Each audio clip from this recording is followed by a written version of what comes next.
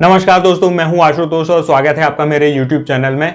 आज की इस वीडियो में इंडिया की one of best retirement scheme के बारे में बात करेंगे, जो कि है एनपीएस या नेशनल पेंशन स्कीम। और हम इस बारे में भी बात करेंगे कि हमें इस स्कीम में इन्वेस्टमेंट करना चाहिए या नहीं करना चाहिए। तो चलिए जल्दी से वीडियो को शुरू करते हैं।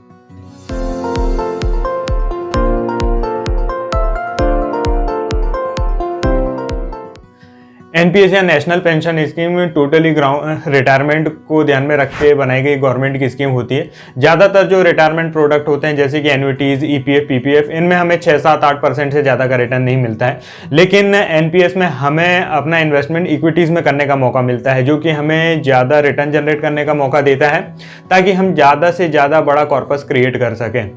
एनपीएस में दो तरह के अकाउंट होते हैं, पहला एक टीयर 1 अकाउंट और एक टीयर 2 अकाउंट। तो सबसे पहले हम टीयर 1 अकाउंट के बारे में बात करेंगे, जो कि मेन पेंशन ओरिएंटेड अकाउंट होता है। एनपीएस की शुरुआत 2004 में सिर्फ गवर्नमेंट एम्प्लॉयज़ के लिए हुई थी, लेकिन बाद में 2009 में इसे आम पब्लिक के लिए भी खोल दिया गया। 18 वर्ष से ऊपर का कोई भी व्यक्ति एनपीएस में अकाउंट खोल सकता है, चाहे वह एनआरआई भी होता है, एनआरआई भी अकाउंट खोल सकते हैं। एनपीएस में मल्टीपल अकाउंट अलाउड नहीं है, एनपीएस का सिर्फ एक ही अकाउंट होता है। एनपीएस में जॉइंट अकाउंट भी अलाउड नहीं है, आपको अपने इंडिविजुअल नेम पे खोलना होता है। एनपीएस का सबसे बड़ा फ़ायदा यह है कि आपको इसमें अलग अलग एसेट क्लासेस में इन्वेस्टमेंट करने का मौका मिलता है, जैसे कि पहला है इक्विटी, दूसरा कॉर्पोरेट बॉन्ड, तीसरा government bond and fourth one is alternate investment. Equities मतलब कि शेयर मार्केट, स्टॉक मार्केट में इन्वेस्टमेंट होता है, जो कि लॉन्ग टर्म के लिए बहुत ही अच्छा इन्वेस्टमेंट हो सकता है। इसमें मार्केट की वोलेटिलिटी होती है, मार्केट को उतार चढ़ाव के साथ रिटर्न भी कम ज़्यादा होते हैं, लेकिन डेफिनेटली इतने लंबे इन्वेस्टमेंट के लिए इक्विटी एक बहुत अच्छा ऑप्शन हो सकता है। दूसरा है कॉर्पोरेट बॉन्ड। जब कंपनीज बॉन्ड इशू करके फंड रेज करती हैं तो वो कॉर्पोरेट बॉन्ड होते हैं, ये स्टेबल रिटर्न देते हैं और इनमें मार्केट रिस्क नहीं होता है।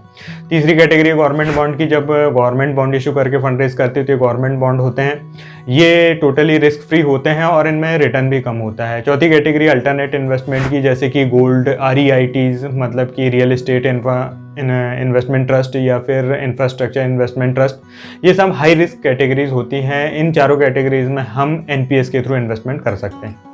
इन एसेट क्लासेस में हमें हमारा एसेट एलोकेशन कैसे करना है, इसके लिए हमारे पास दो ऑप्शन होते हैं। पहला तो एक्टिव चॉइस और दूसरा है ऑटो चॉइस। एक्टिव चॉइस में हमारे पास पूरा फ्रीडम होता है कि हम अपना एसेट एलोकेशन कैसा कर सकें।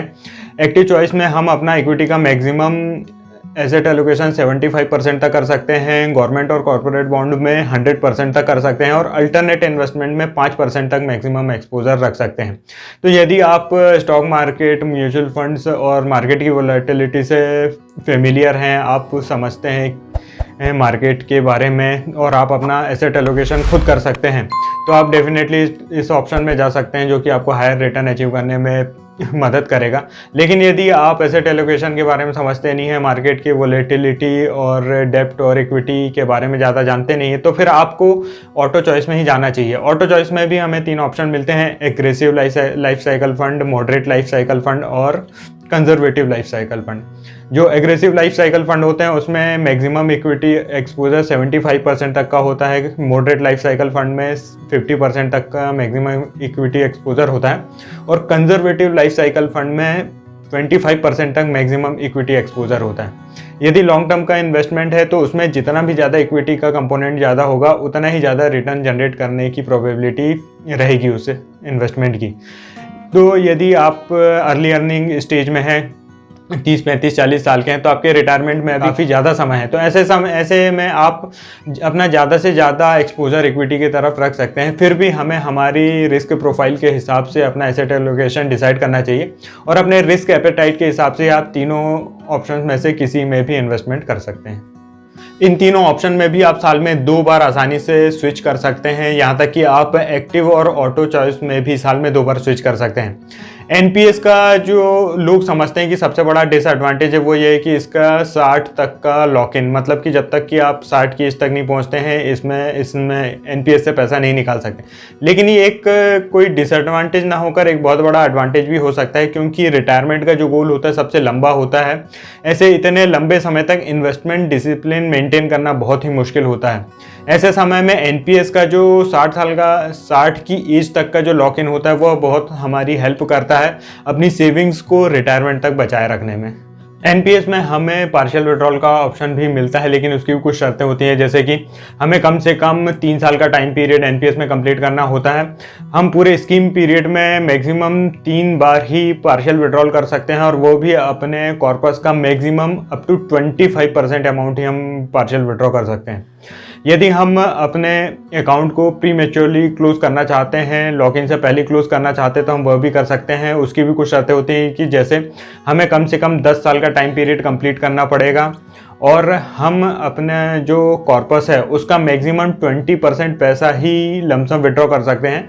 बाकी पैसों की हमें एन्युटी लेना पड़ता है। हाँ, यदि आपका कॉर्पस 1 लाख रुपए से कम है तो फिर आप पूरा पैसा एक साथ निकाल सकते हैं। एनपीएस का दूसरा सबसे इम्पोर्टेंट फीचर यह है कि जब आपका टेन्योर कंप्लीट हो जाता है तो विड्रॉल के समय में आप पूरा पैसा एक साथ नहीं निकाल सकते। आप मैक्सिमम 60% अमाउंट ही लमसम विड्रॉ कर सकते हैं, और बाकी जो रिमेनिंग 40% अमाउंट है इसकी आपको एन्युटी लेना पड़ता है। एन्युटी एक रिटायरमेंट प्रोडक्ट होता है जिसमें आप लमसम पैसा इंश्योरेंस कंपनी में इन्वेस्टमेंट करते हैं, जिसके बदले में वो आपको लाइफ टाइम पेंशन देते हैं और आपकी फैमिली को भी पेंशन देते हैं। तो बहुत सारे लोग इसे एक डिसएडवांटेज के रूप में देखते हैं कि हम 40% पैसा एक साथ नहीं निकाल सकते, लेकिन ये एक बहुत ही बेनिफिशियल और एडवांटेजियस फीचर है इसका। क्योंकि क्या होता है, एनपीएस में थोड़ा थोड़ा पैसा जमा करके लॉन्ग टर्म में एक बहुत बड़ा कॉर्पस बन जाता है, जो कि कई बार करोड़ों रुपए में होता है। और हर व्यक्ति इतना फाइनेंशियली लिटरेट नहीं होता है कि इतने बड़े अमाउंट को हैंडल कर सके। कई बार लोग अपने रिश्तेदारों और किसी एजेंट के बहकावे में आके अपना पैसा गंवा देते हैं, कई बार फ्रॉड का शिकार हो जाते हैं, और ऐसे समय में उनका पैसा भी डूब जाता है। तो इसीलिए गवर्नमेंट ने कंपलसरी करके रखा है कि आपको एटलीस्ट 40% अमाउंट की तो एन्युटी लेना ही पड़ेगा। मतलब आपको अपना 40% पैसे से आपको पेंशन बनवा के पेंशन लेना ही पड़ेगा, ताकि आपकी सोशल सिक्योरिटी हो सके। तो इसे बिल्कुल भी निगेटिव वे में नहीं लेना चाहिए, ये बिल्कुल भी आपके फायदे की ही चीज़ है।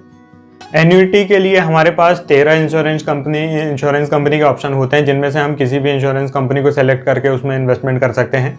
इसी तरह हम जो एनपीएस में इन्वेस्टमेंट कर रहे हैं हर महीने या हर साल, तो उसके लिए हमारे पास 7 पेंशन फंड्स के ऑप्शन होते हैं, जिनमें हम किसी एक को भी सेलेक्ट करके उसमें इन्वेस्टमेंट कर सकते हैं, या फिर उन्हें बीच में स्विच भी कर सकते हैं। वंस इन अ ईयर आप इसमें स्विच कर सकते हैं। लेकिन यदि आप गवर्नमेंट एम्प्लॉई हैं तो फिर आप पेंशन फंड सेलेक्ट नहीं कर सकते। उसके लिए गवर्नमेंट ने फिक्स करके रखे 3 pension fund, LIC pension fund, SBI pension fund and UTI pension fund, जिनमें आपका पैसा इक्वली डिस्ट्रीब्यूट होते रहता है। एनपीएस में 1.5 लाख तक का अमाउंट सेक्शन 80C में टैक्स फ्री होता है, और एडिशनल 50,000 का अमाउंट सेक्शन 80CCD में टैक्स फ्री होता है। मतलब कि आपको लगभग 2 लाख के अमाउंट में टैक्स एग्जेम्पशन मिल जाता है।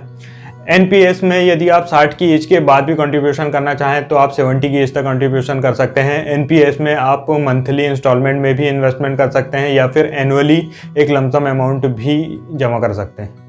अभी तक हमने जो बात की वो एनपीएस के टियर 1 अकाउंट के बारे में थी, लेकिन यदि आप एनपीएस में इन्वेस्ट तो करना चाहते हैं लेकिन कोई लॉक इन नहीं चाहते हैं, तो फिर आप एनपीएस के टियर 2 अकाउंट में इन्वेस्टमेंट कर सकते हैं। एनपीएस का टियर 2 अकाउंट खोलने के लिए टियर 1 अकाउंट खोलना कंपलसरी होता है। टियर 2 अकाउंट में कोई लॉक इन नहीं होता है, विड्रॉल पे कोई रिस्ट्रिक्शन नहीं होता है, और ना ही इस पर कोई टैक्स बेनिफिट होते हैं। एनपीएस का जो टियर 2 अकाउंट होता है वो एक सेविंग अकाउंट की तरह काम करता है, या फिर म्यूचुअल फंड की तरह काम करता है। लेकिन यदि हम रिटायरमेंट के लिए सेविंग कर रहे हैं, रिटायरमेंट के लिए इन्वेस्टमेंट कर रहे हैं, तो हमें अपनी सेविंग का कुछ ना कुछ हिस्सा, थोड़ा ही हिस्सा तो टियर 1 अकाउंट में डालना ही चाहिए। क्योंकि यदि हम टियर 2 अकाउंट में सेविंग्स कर रहे हैं तो फिर उससे ज़्यादा ऑप्शंस और फ्लेक्सिबिलिटी हमें म्यूचुअल फंड्स में मिल जाएगी।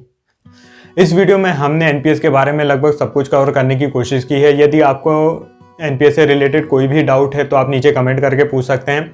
यदि आप ये जानना चाहते हैं कि कौन सा पेंशन फंड सेलेक्ट करना है या एन्युटी के लिए कौन सा इंश्योरेंस प्लान सबसे अच्छा है, तो आप नीचे कमेंट करके बताएं। यदि आप म्यूचुअल फंड में हमारे साथ इन्वेस्टमेंट करना चाहते हैं तो नीचे दिए नंबर पर व्हाट्सअप करें। यदि इसी तरह के और भी इन्फॉर्मेटिव वीडियोस देखना चाहते हैं तो चैनल को सब्सक्राइब करें और बेल आइकॉन को प्रेस करें। धन्यवाद।